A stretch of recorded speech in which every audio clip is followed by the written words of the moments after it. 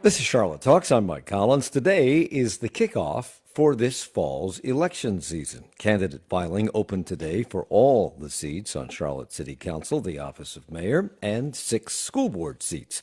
With one member of the council under federal indictment and another seat open because of a resignation, the contests may be more interesting than ever, but this is an off-year election, and turnout, which is usually low in Mecklenburg County for all elections, is likely to be even lower than normal. Yet local government and the leaders who guide it are really where the rubber meets the road.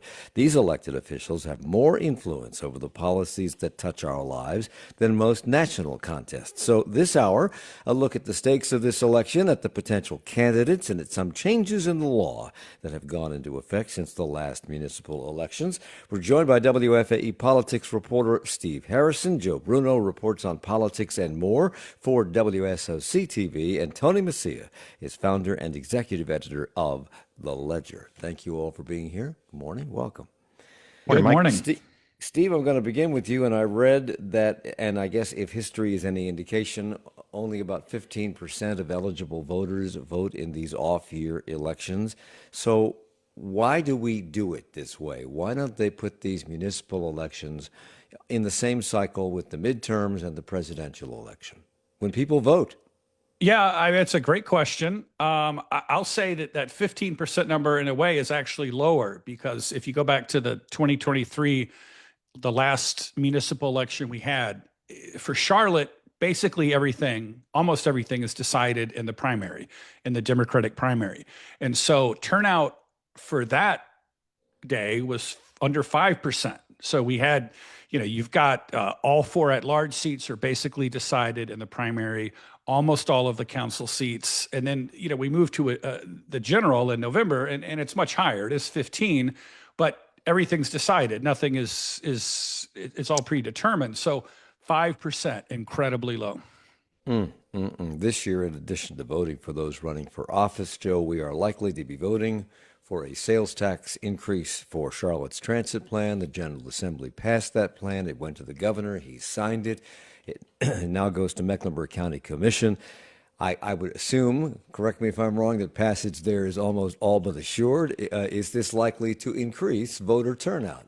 I think it will a little bit. I think that, where we might have one major race like that we'll be keeping an eye on election night in terms of city council. I would say D6 perhaps. But other than that, this is going to be the star of the show on the November ballot. There's going to be a lot of attention, like a $2 million ad campaign launched by or a $2 million campaign launched by the Alliance. So you're going to be seeing and reading and hearing all about this tax. And I do think it will drive some people to the polls. It's not going to be a whole lot of people, but I bet we see an uptick in turnout this year because of it. And although we follow all of this pretty closely and are up to speed pretty much on everything in that transit plan, Tony, most people don't. As we find out that most people don't follow much of politics at all because they want to stay away from it as far as possible. But since the sales tax increase for transit is likely to win approval in the General Assembly, there's going to have to be this campaign that Joe alluded to. What are they going to have to say? How much work do they have to do to get voters up to speed on what this yes or no vote on transit sales tax will mean for them, and whether they should vote yes or no in their minds? How much work has to be done? Yeah, I think if you talk to the backers of this increased tax, and it would be going from 7.25% to 8.25%, 1 percentage point increase. I think they will acknowledge that they have some work to do. I think they feel pretty good, I think, about where they are. Previous polls taken over the last few years show people are kind of split on it, but are generally supportive of transit and transportation and more roads and more options and quicker commute times. People, I think, generally like that. Really, it comes down to, okay, is it really worth what you're going to be paying? So I think they're trying to lay out what's going to happen in each of the different areas of the county. What can we see in terms of more roads or better intersections or an extended light rail line or better bus or micro transit? So they're going to lay all of that out, and they're going to frame it as an investment in the future. They're not going to say, well, this is a tax, and but they're going to look at what are the things that are actually going to try to improve people's lives, on transit. So they're gonna lay it out like that. And Joe, I said that it's likely, or it's all but assured, that the county commission will say yes to this because everybody in this town has been working on this for years now. But is that true? Is it likely to, could it hit a snag? Could they say no? Could they want to make modifications to it? Or will it just sail through? I think what will likely happen is yes, it's going to be placed on the November ballot by the Mecklenburg County Commissioners. I think you might hear from one or two commissioners who might say, I'm not going to vote for this. I disagree with the plan, but I think voters should have a say because if you think about that one year, a couple of years ago, when we were talking about a quarter-cent sales tax increase for the Art and Science Council and parks, that was what we heard. And that was a much more controversial proposal. And a lot of the Board of Commissioners did not like the actual proposal, but they said, I think voters should ultimately decide whether they want to do this. And voters said no. Aside from folks in Matthews who don't like this because the Silver Line, Steve, is likely not to be part of this plan, the light rail to Matthews, is there any significant or organized opposition to this referendum? I don't, there's definitely, I don't think any organized opposition yet. There are some leaders who are questioning whether it's the best plan. Former city council member Braxton Winston is kind of opposed to it. Former Mayor Jennifer Roberts.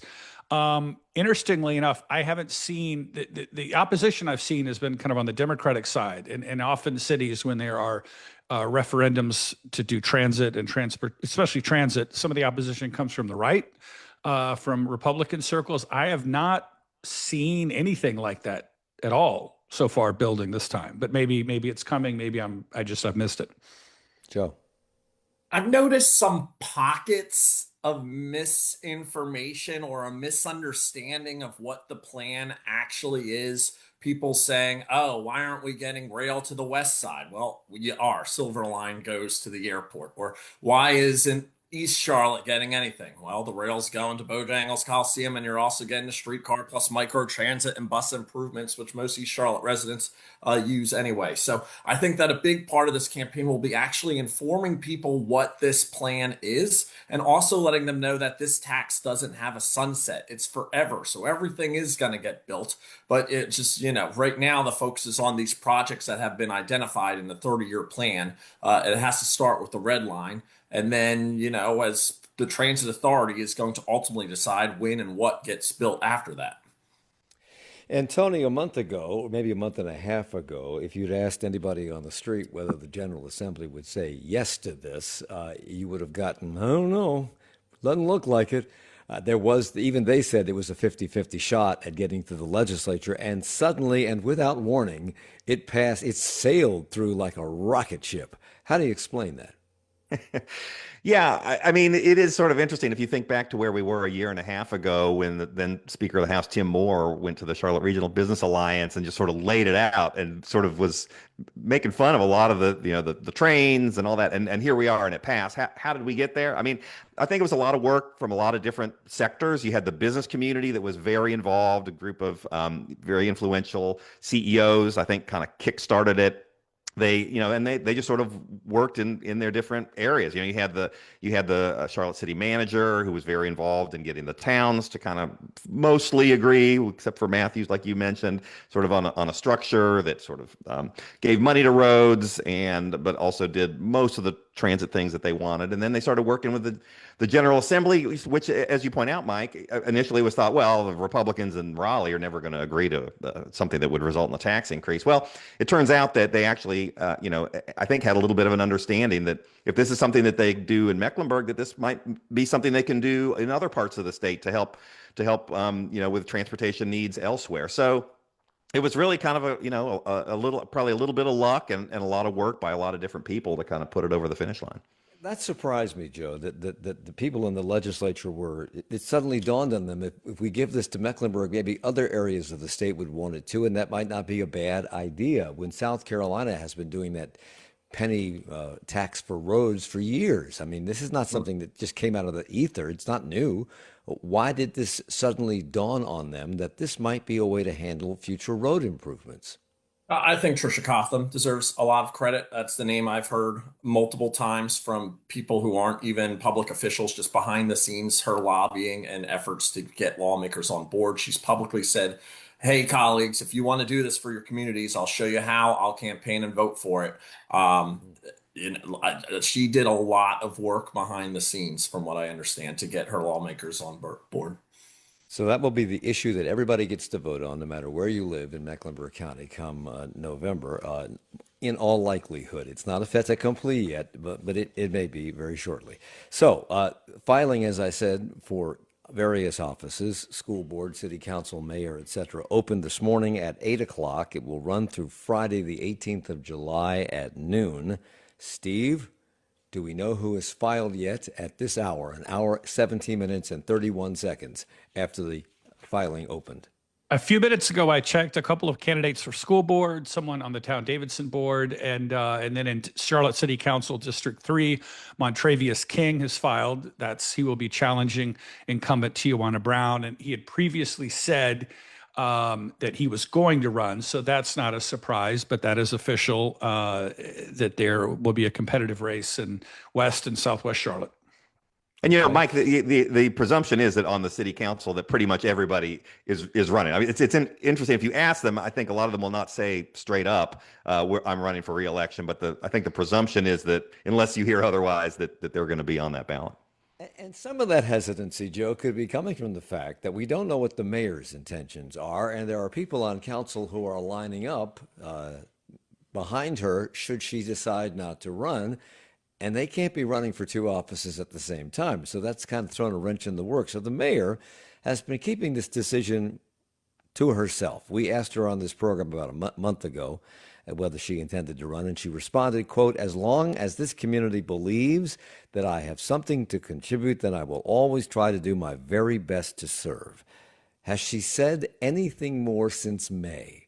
No, that's that's a very political answer. It's almost like you put in a chat GPT. Give me some words to make it sound like so-and-so without saying it. So that's really, the mayor's been around a long time, so she knows how to answer that question. No, to stop rambling, no, she has not indicated it. I called someone very close to her last week, and they also weren't able to provide me with any timing or information, but we'll see. I have a Post-it note on my computer, like that virtual Post-it note. It has a list of like 8 names of people that I think would, be in the mix for considering whether to run if she does not.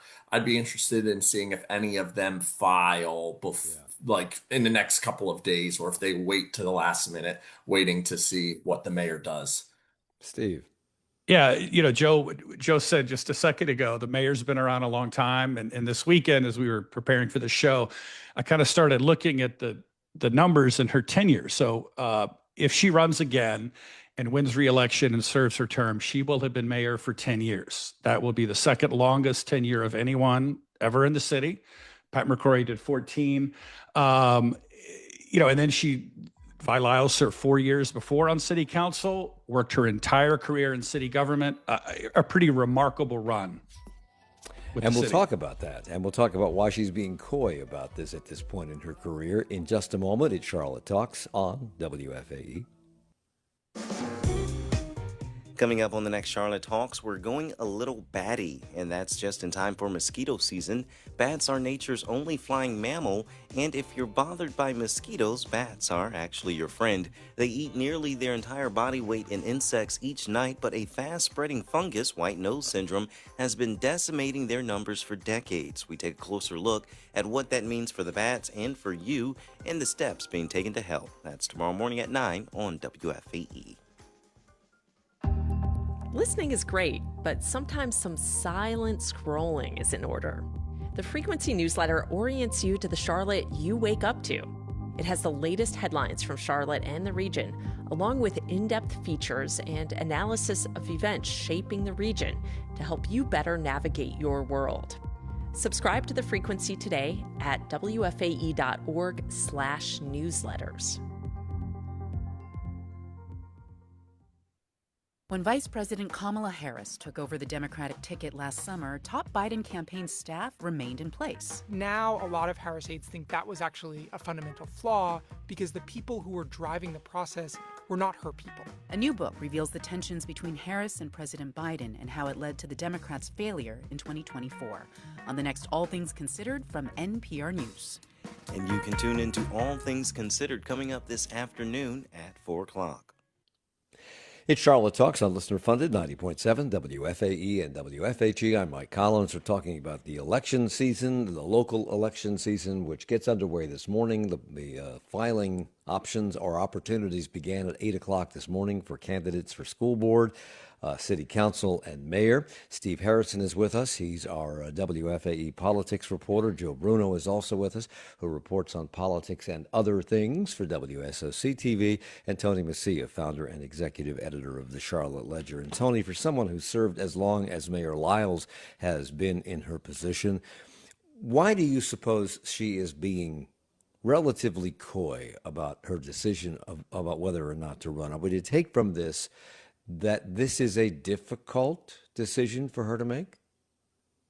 Yeah, I don't know. It seems like she's always sort of done this, left open the question of whether she's running again. And it is generally assumed that she is going to run. And it's also kind of assumed that she's basically unbeatable, that anybody who would oppose her, either in the Democratic primary or in the as a Republican in the general election, would lose. And so it is a little bit puzzling, but this is she does this a lot. So I mean, maybe it's a positioning where, okay, if I say I'm announcing and then everything else falls into play, down ballot on some of these other races.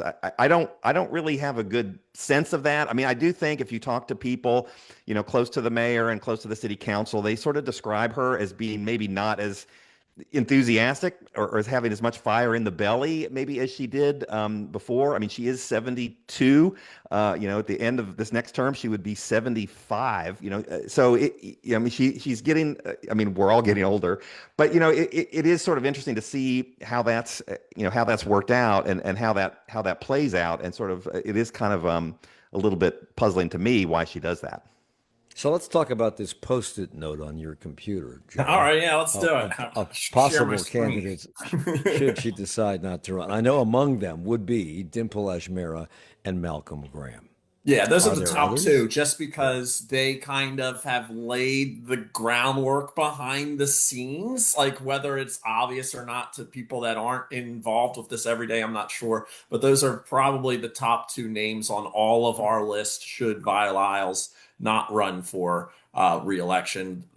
Call one is going to Dimple, call two is going to Graham, and we'll kind of see where chips fall if the mayor were to not run. But I think you could say really all the at-large council members would likely take a look at it. James Mitchell, Luana Mayfield, Victoria Watlington has certainly been high profile lately. On the county commission side, Mark Jarrell, Lee Altman, two names that I think would, be in the mix on lists. Braxton Winston as well. I think you could put him on the list as a potential candidate should he want to return to Charlotte City Council. You didn't mention Dante Anderson. She's on there. One more. Okay. Yes. All right. Add her. Yes. Because she won the position of mayor pro tem against Victoria Watlington and was the top vote getter, I believe, in the last municipal elections for city council 2 years ago. Does that put her in a stronger position than Dimple or perhaps Malcolm? Should she try to run? Dante Anderson ran for District 1. She's my representative, actually. So she wasn't the top vote getter. She is the mayor pro tem, though, and has really elevated her role on Charlotte City Council in the past 2 years. I could argue maybe more than any other council member, her or another. She's up there in the top of council members who have really stepped into the role and put themselves out there over the last 2 years, though. And she would be a candidate for either mayor or at large should there be a shakeup. So, Steve, these are all Democrats because we only have one Republican, well, two Republicans on the city council, one elected, one appointed at the moment, Edwin Peacock, who took the place of the other Republican, Tarek Bakari. But are these people talking about this amongst themselves? Do we know? Are they having conversations? Are they feeling each other out? Are they really talking to the mayor? Is she talking to them? Or is this just going to happen when it happens, if it happens? I think the mayor has probably shared her plans with probably her closest allies on the council. You know, I assume Dante Anderson, the mayor pro tem, is probably in the know on this. Dante Anderson has kind of helped the mayor run a lot of meetings, and they're very aligned on policy issues, et cetera. But I think a lot of the others are in the dark too, and just trying to read the tea leaves, just like we are. And, you know, to go back to Joe's list of 8 names, whenever the mayor doesn't run, whether it's 2025 or 2027, I mean, it will be chaos. There will be so many people jumping in the race. And then, of course, once you run, you commit to run for mayor, you give up your existing seat. So there will be probably a pretty significant house cleaning or change of the guard on city council when that happens. Yeah, and I guess that's a question that should be asked. Is that part of the reason, Tony, why she's perhaps going to go down to the wire on this decision to keep people in place as opposed to having them scattered to the winds because she knows how to control this board? Yeah, I don't know. Such as I it think is. that's an open question whether she knows how to control this board if you watched any of those meetings. I mean, it does get a little bit unruly at times. And, you know, you do have a couple different factions. The mayor has allies and can pretty much get 6 or 7 votes for kind of whatever she wants to do. But you have this other faction, sort of the Victoria Watlington, Renee Johnson, a few others, you know, that have been increasingly vocal in their criticism of some of the things that the city is proposing. And so I think when you look at the mayor, and this is just sort of speculation, but if you look at it, I think she sort of feels a calling to kind of, you know, who would jump into that chaos, you know, that Steve described, you know, who would actually lead. And I think she feels like she could lead. She can lead this you know, this board effectively, you know, and also, you know, I think it's also for her, you know, if this transit plan goes through, I mean, that's a nice legacy for her to kind of get that kicked off. If that goes through, get that up and running, get this authority that would determine how the money is spent, get that going. That would be kind of a nice capstone to her career as mayor, I think. So, Joe, whether or not Mayor Lyles decides to run for reelection, are we likely to see a Republican candidate emerge? And if so, what would they have to do to win in a very blue city? I don't know if we will see a serious Republican candidate. And I'm not sure if Republicans, you know, just knowing the demographics of this city and how, you know, Democrat is probably going to get 65% just for having a D next to their name at a bare minimum in a mayoral race.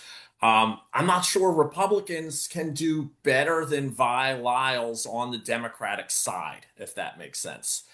So like knowing that Republicans would have an increasingly hard time at winning the mayoral seat. If you're looking at the list of Democrat candidates for mayor, I think if you're a Republican, you would want Vi Lyles because she elevated Ed Driggs to a point where Ed Driggs was running point for the transit plan.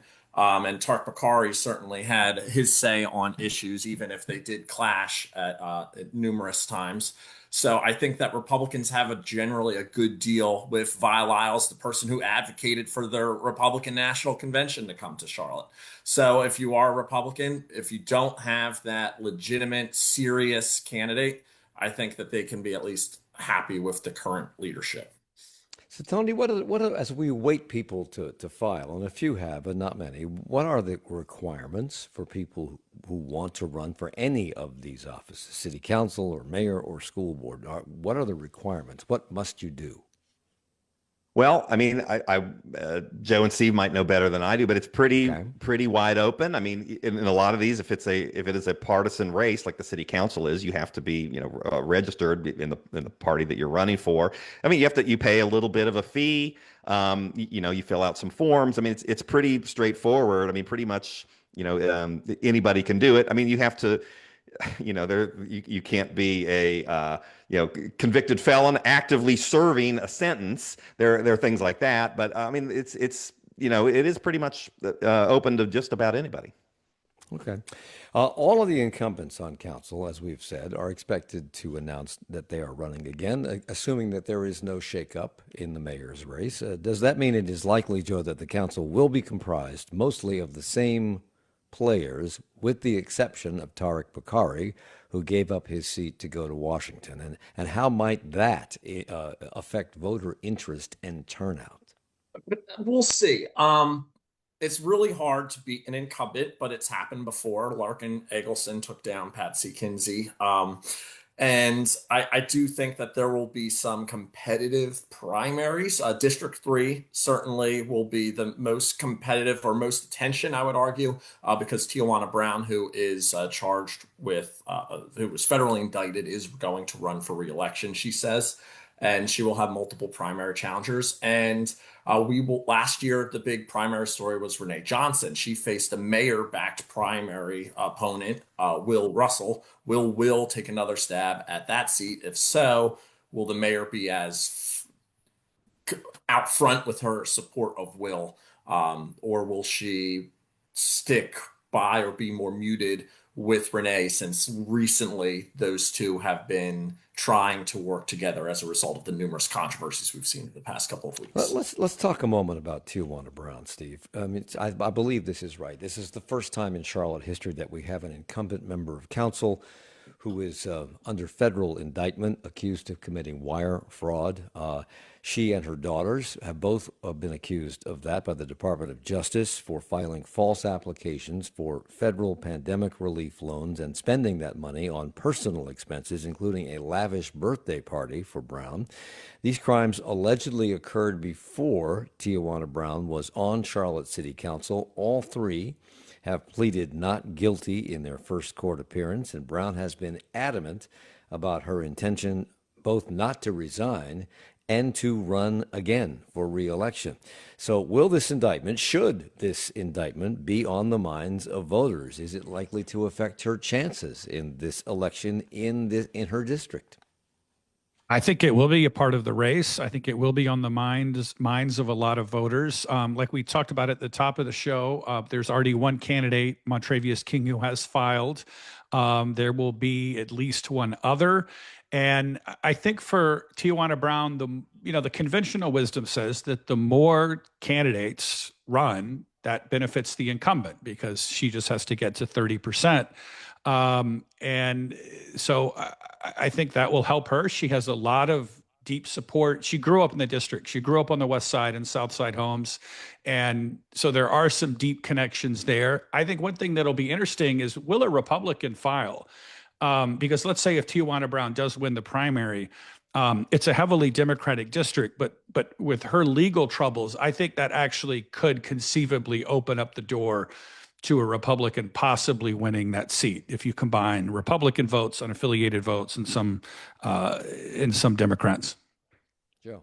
I don't know about Republican, but I have heard at least one unaffiliated candidate is taking a look at running for that seat. The process is that unaffiliated candidate, I believe, has until end of September-ish to gather enough signatures to get on the ballot, and that would be an interesting wrinkle in the November race for that district. Steve. Mike, at the beginning of the show, we talked about why turnout is so low here. And then Joe just mentioned having an unaffiliated candidate run.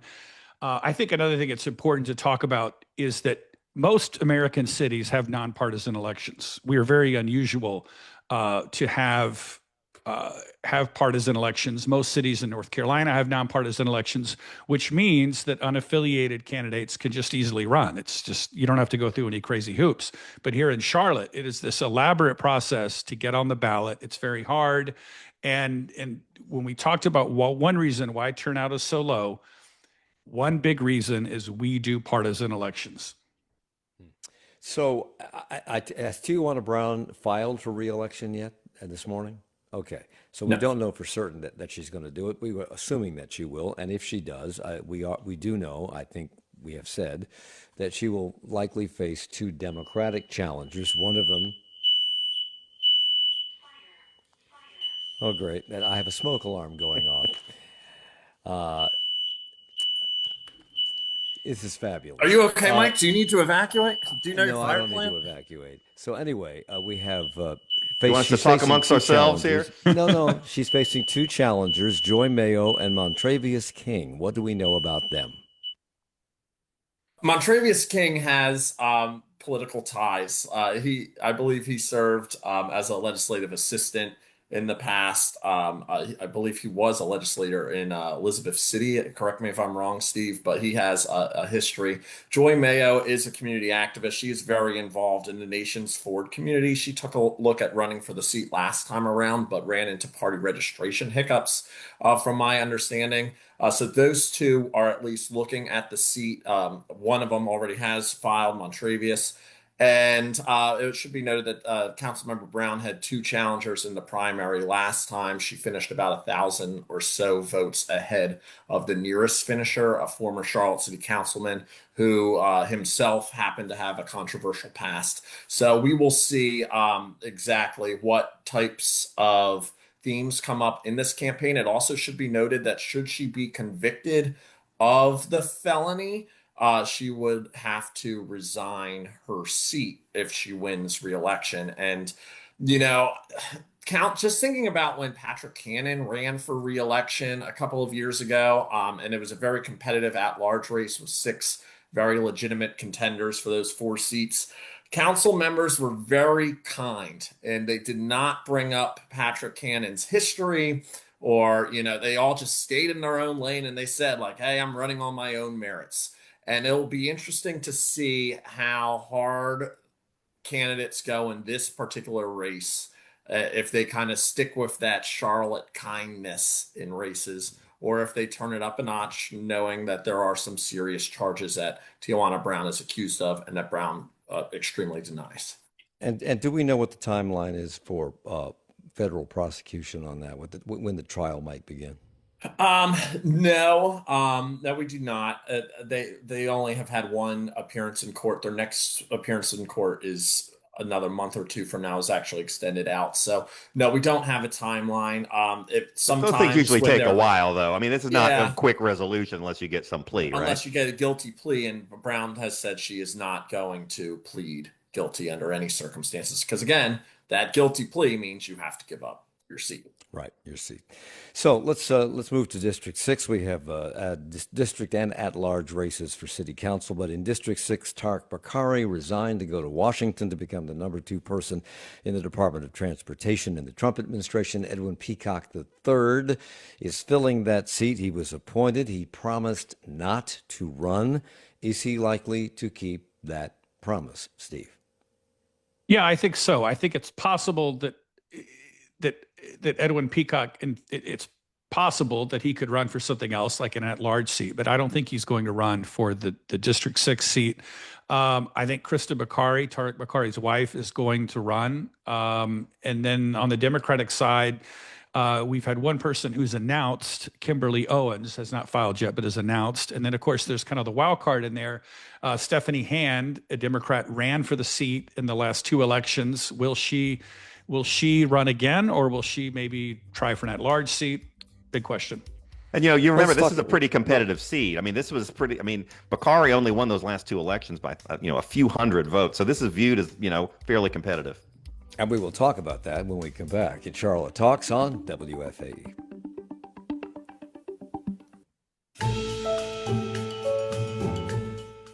Good morning. It's just about 9:40. You're listening to Charlotte Talks on WFAE.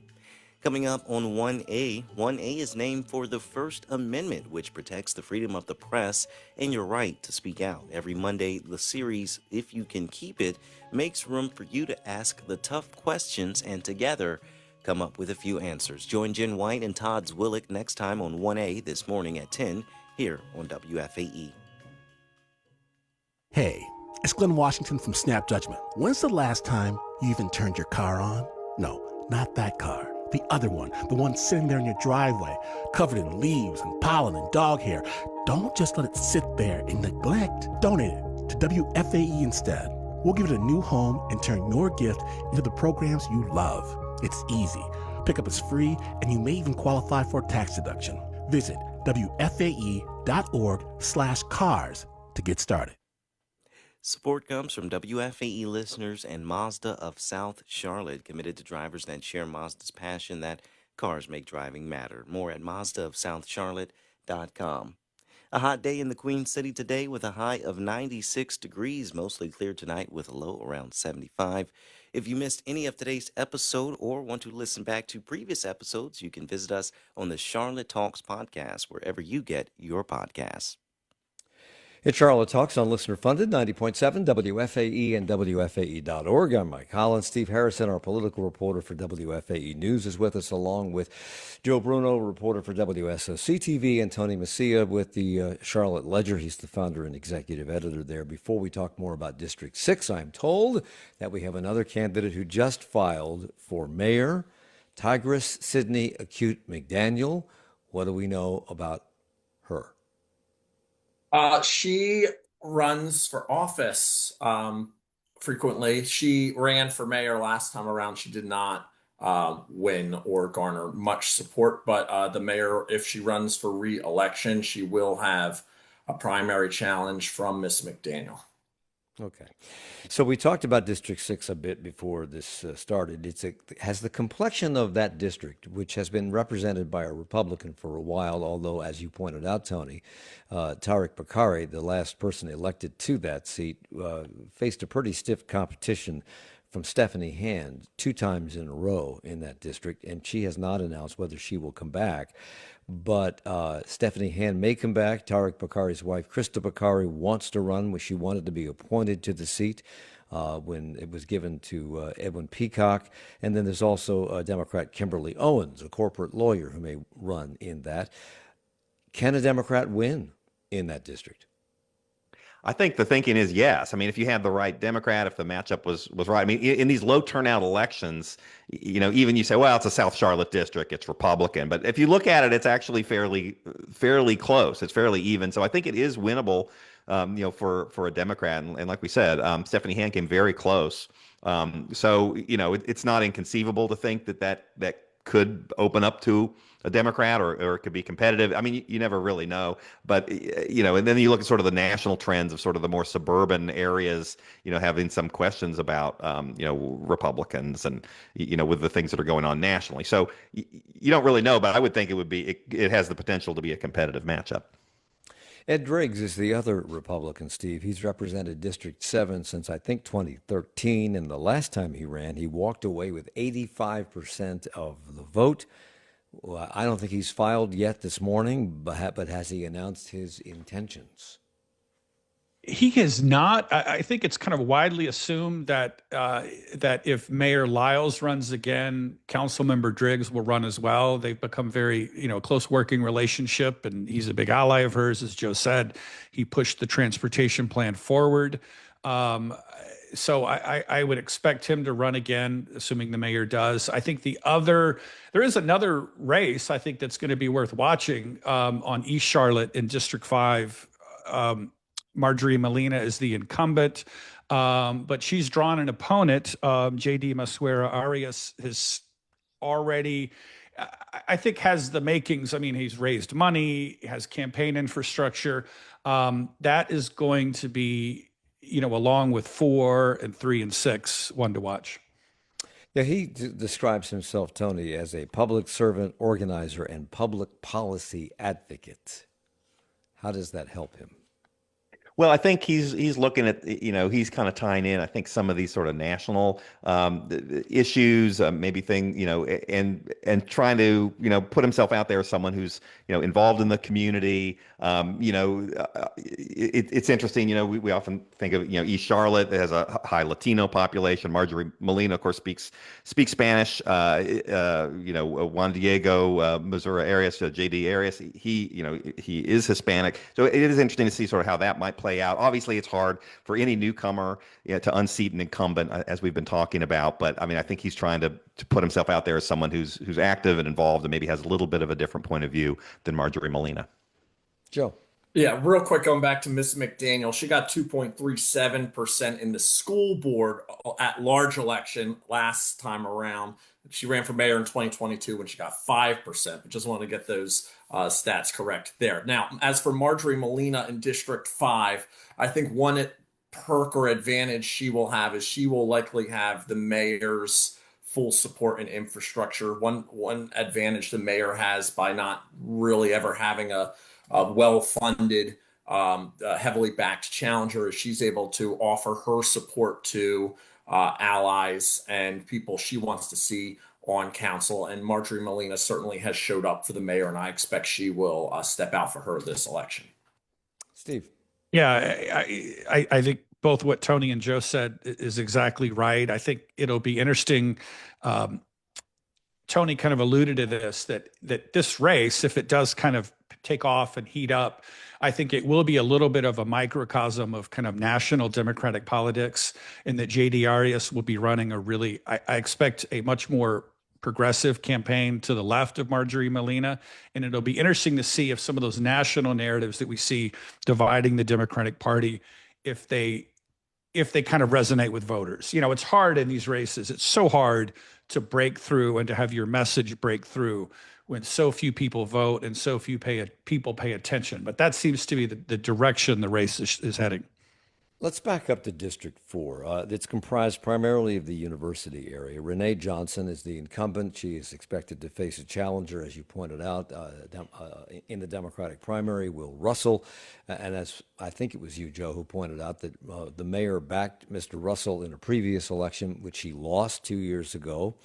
And Johnson has been a point of friction for Mayor Lyles on City Council. The mayor has described Johnson as not being part of the team that works with her and city staff to implement policy, and she has often challenged city staff and opposed key parts of the mayor's agenda, including the 2040 comprehensive plan. So talk us through this split among Democrats on council. Why is that? What is it about Renee Johnson that puts her on the opposite side sometimes?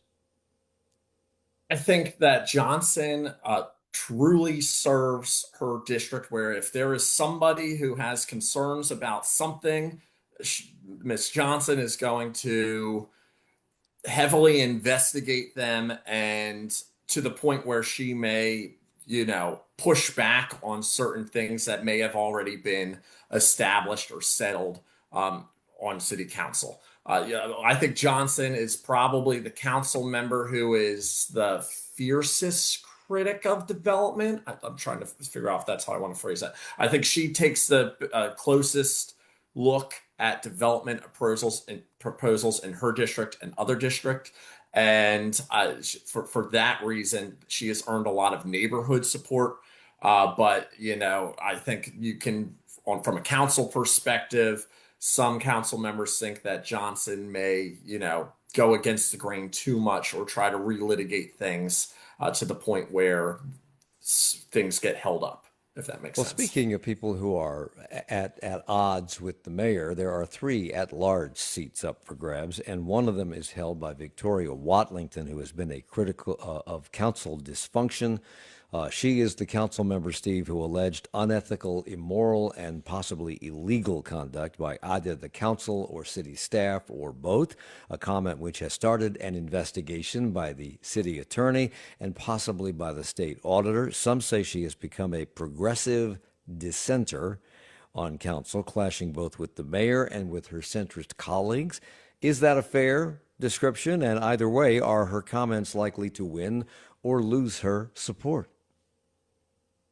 Fascinating question as to whether that will help her or not in the at-large race. Should she run again? Because remember, she did finish first in the 2023 race, which was a bit of a surprise. And Victoria Watlington is part of that group on council that wants the city to move farther to the left. Renee Johnson, Tijuana Brown, Victoria Watlington, sometimes Dimple Ajmera, Lawana Mayfield, that they are trying to pull the city in a little bit more to the left. We saw that recently with this vote over whether to try and find a way to pay the contract workers at the airport more money, which was an issue that really touched a nerve among big business, among American Airlines, Republicans, and that the mayor put an end to that. But there is this kind of growing bloc on city council. They don't have a majority, but they are getting close. And I think that'll be one interesting thing in this election to see whether that bloc is able to grow in size, whether it stays the same, whether it shrinks. I think that'll be fun to watch. And you mentioned you lumped in Dimple Ajmera among the people who want to push the council a little more to the left. She's one of the other at-large incumbents. Is she likely to run for re-election? And if she does, will she face opposition, do we think? She will run for re-election. I'm pretty sure. I think it's going to be difficult for, we have 4 incumbents, and assuming kind of everything stays as is, it's going to be difficult for someone to come in and beat one of them, Yeah, I think 2 people potentially could. I don't know if they would run though. Larkin Eggleston comes to mind. I think he could have a shot at getting on council if he were to run at large this cycle, but he hasn't expressed any interest in that. He'll probably text me now saying, Joe, why'd you bring me up on there? The other person would be Stephanie Hand. If she took a look at running for at large, I think she could mount a serious campaign and have a real good shot at one of those 4 slots. And let's talk a minute about the other at-large person, James Mitchell. Has he declared? Does he have opposition? He has, I'm told, has frequently missed campaign finance filing deadlines. Will that become an issue? Joe. Campaign finance, I don't know if that really resonates with voters too much, that particular issue. James Mitchell has had a long career in Charlotte City Council. He has a lot of support in the community. I think no matter what he runs for, if he chooses to run, he will be seen as a serious contender. We haven't talked. I guess it's true that Braxton Winston's name came up, Tony, with regard to possibly running for mayor. Should Mayor Lyles not decide not to run? But what about another city council seat? He stepped down from council to run for labor commissioner in North Carolina. Lost that race, but some speculate that he might run for council again. He's been quiet. If that's his intent, what have we heard?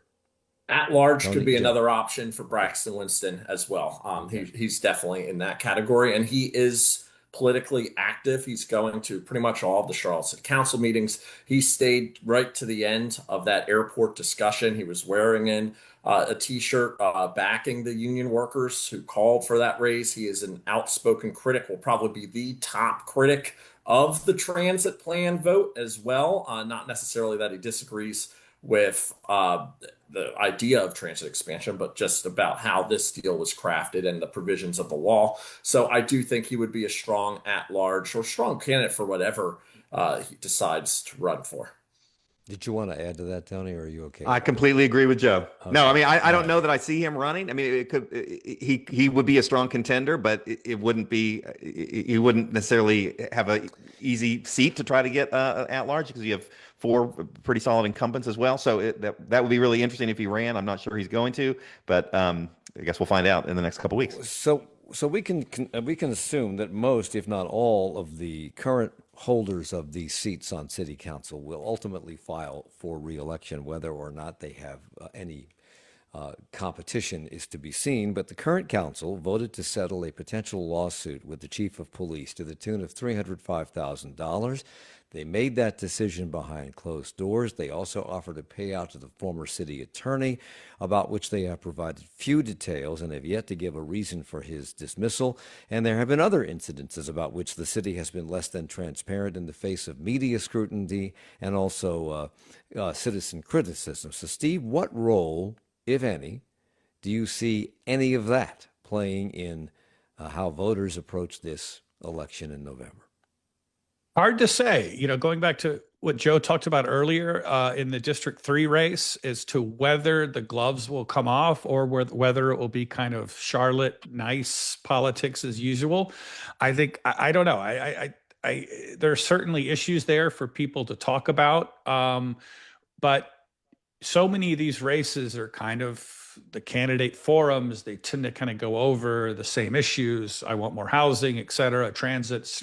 It's very rare to see people really come out swinging. And maybe that will change this time. Maybe it'll be the status quo. Well, if you're looking to see who's running for school board, do not ask artificial intelligence. They will get it wrong, as it did this weekend. But Tony Mecia is on top of it, and there are 6 district seats. All 6 are up for grabs on Charlotte-Mecklenburg School Board. Let's talk about these people. Melissa Easley is in District 1. Do we know if she's going to run again? I think this is similar to the city council where we're sort of assuming everybody is running unless we hear otherwise. We have, and if you thought that the city council was sort of not on people's minds, I can tell you the Charlotte-Mecklenburg Board of Education is definitely not on people's minds. It's like, is there an election? Really? But yeah, like you said, It's 6 not even seats. on artificial intelligence's mind. I know if ChatGPT doesn't know it, then it doesn't really exist. But yeah, so 6 seats. Melissa Easley in District 1. I know I saw. There is going to be a challenger. It sounds like on that filed this morning, Bill Fountain. For District 1 and the school board, and then really quickly the other incumbents: Stephanie Sneed, Dee Rankin, Lisa Klein, and Summer Nunn. Incumbent Thelma Byers-Bailey, who has been on the school board since 2013, long tenure there. She is not running again.